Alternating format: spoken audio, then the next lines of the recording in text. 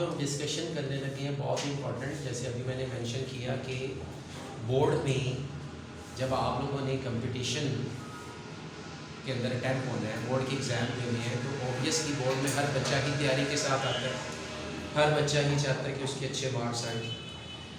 आप लोग भी क्वेश्चंस का आंसर देंगे, वो भी देगा, लेकिन किन बच्चों के कंप्लीट मार्क्स आते हैं, 100% मार्क्स आते हैं, उसके लिए चंद मुफीद टिप्स हैं वो आपको बता रहा हूँ मैं आज।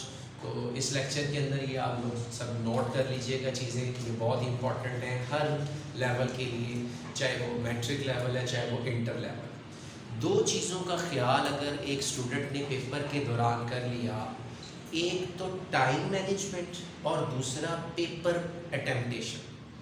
टाइम मैनेजमेंट का मतलब ये कि किस क्वेश्चन को कितना टाइम देना है, और दूसरा पेपर प्रेजेंटेशन, वो जो 2 घंटे का या 3 घंटे का उसका टाइम ड्यूरेशन है पेपर का, उसमें इन चीज़ों का जिस बच्चे ने ख्याल रख लिया बेटा, उसके हमेशा मार्क्स अच्छे आते हैं। सम टाइम आप लोगों को पेपर पूरा आता भी है, लेकिन आप लोगों के मार्क्स इसलिए नहीं आते क्योंकि आप अपने टाइम मैनेजमेंट नहीं करते पेपर के दौरान।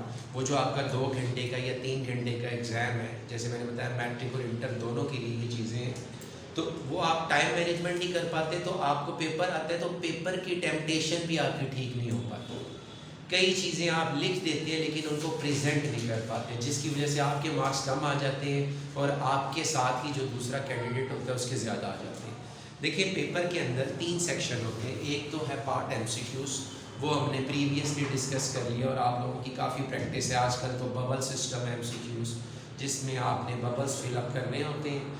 तो MCQs के बाद अगर हम देखें तो हमारे पास जो 2 मेन सेक्शन आ जाते हैं, जिनमें से मोस्टली बच्चे या तो बहुत आगे निकल जाते हैं या बहुत पीछे रह जाते हैं। वो एक है शॉर्ट क्वेश्चन का सेक्शन, और एक है लॉन्ग क्वेश्चन। तो यहाँ मैंने ना 2 शीट्स आपके सामने बनाई है। ये एक शॉर्ट क्वेश्चन की शीट है, एक शॉर्ट क्वेश्चन अगर आपको आता है तो आपने कैसे अटैम्प्ट करना है, और यहाँ पर एक लॉन्ग क्वेश्चन भी आपके सामने है। ये केमिस्ट्री के पेपर का डेमो है, सो बहुत इंपॉर्टेंट है। देखिए शॉर्ट क्वेश्चन में सबसे इम्पॉर्टेंट चीज़ आपको पता है, आपको 3 सेक्शन आते हैं शॉर्ट क्वेश्चन के। तो आपके पास जैसे आप ऑप्शन होती है कौन सा सेक्शन पहले करते हैं। अब एक बच्चे ने सेक्शन नंबर 1 पहले करना है, तो करने का तरीका कार क्या है। देखिए आपके पास जो आंसर शीट होगी बोर्ड में, उसमें साइड्स में लाइन नहीं लिखी होगी, कोई लाइन ड्रॉ नहीं है, नथिंग, वो एक ब्लैंक शीट है।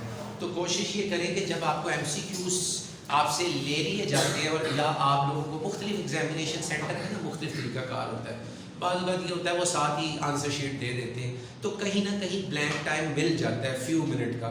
आप उसमें ही कि MCQs आपसे रिटर्न कर रहे हैं, आंसर शीट दे रहे हैं, आप कोशिश करें उस टाइम ड्यूरेशन में अपनी आंसर शीट पे लाइन ड्रॉ कर लें, जिन्हें बॉर्डर लाइन कहते हैं। आजकल तो कटे मार्कर हैं जिससे बड़े आसानी से एक ही अटैम्प्ट में डबल लाइन लग जाएगी, तो स्केल से डबल लाइन बोथ साइड पे लगाएं।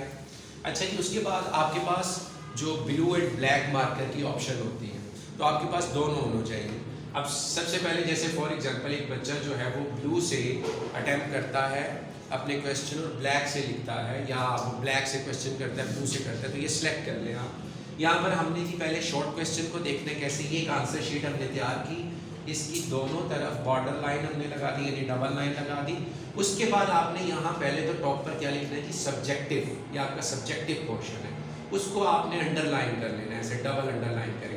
फिर सब्जेक्टिव में 3 सेक्शन होंगे शॉर्ट के, जैसे आपने सेक्शन नंबर 1 करना है, तो सेक्शन नंबर 1 आपने लिखा, उसको भी अंडरलाइन कर लिया, और देन फिर उसका जो क्वेश्चन अटैम्प्ट करना है नेक्स्ट लाइन पे, जैसे हम यहाँ क्वेश्चन नंबर 1 ही अटैम्प्ट कर रहे हैं, तो हमने क्वेश्चन नंबर 1 लिख दिया।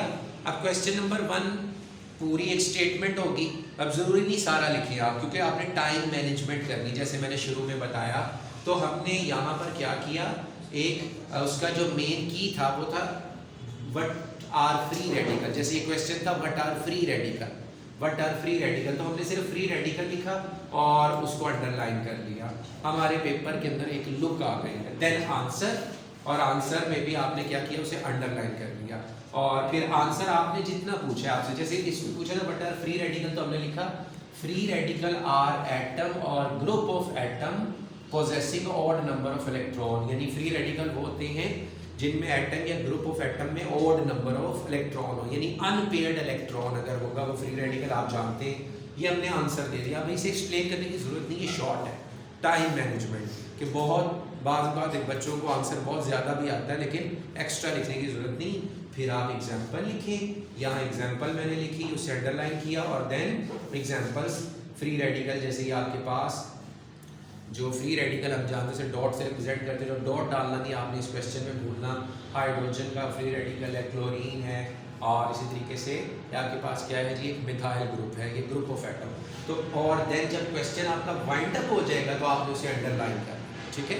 यानी आंसर देने के बाद फाइनल लाइन आपने बस ड्रॉ करनी कि आपका क्वेश्चन नंबर 1 अटेम्प्ट हो गया है। तो देखिए हमने ये सवाल किया है, अब टाइम इसमें, ये तो एक्सप्लेनेशन में टाइम हो रहा है, इसमें इतना टाइम कंज्यूम नहीं आपका होगा, हार्डली 2 से 3 मिनट एक अपने माइंड में रखें, आपने एक शॉर्ट क्वेश्चन को देने हैं, यानी मैक्सिमम 3 मिनट और जो 2 मिनट्स के ड्यूरेशन के अंदर आपका क्वेश्चन, यानी 2 to 3 मिनट्स में आपका शॉर्ट क्वेश्चन अटेम्प्ट हो जाना चाहिए। अगर एक बच्चा 2 to 3 मिनट्स के बिटवीन शॉर्ट क्वेश्चन करता है तो उसके जो शॉर्ट क्वेश्चन के सेक्शन हैं वो सारे ही टाइम पे ख़त्म हो जाते हैं, टाइम मैनेजमेंट। फिर उसको अपॉर्चुनिटी मिलती है अपना पेपर प्रेजेंट करने की भी।